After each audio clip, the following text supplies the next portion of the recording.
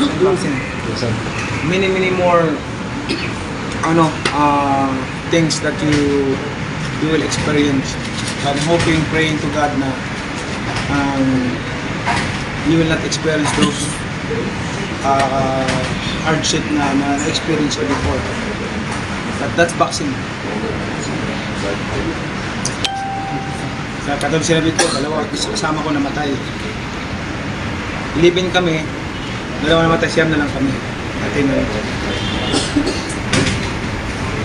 Make sure na yung training mo, yung mga kasama ko noon, 11 kami. Ako nagpupul sa training ko, tamad man. Ang training push, ako. Wala akong pinakabata.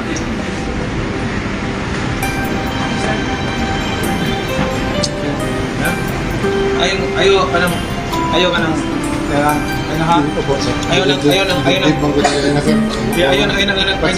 dilisan mo training karon. May pilit na boxing anak. Kasi boxing mo ka na, unless di ka training mo, tayo lawas, tayo sa training, bawal na. Pero kung, ay sa training kahit, murag busy man may karon, hindi pwede lang. Hindi pwede sa boxing. Di ba ka pwede mo sa taas training, time out mo na kasi naka-skip pa minute training. Pwede yan.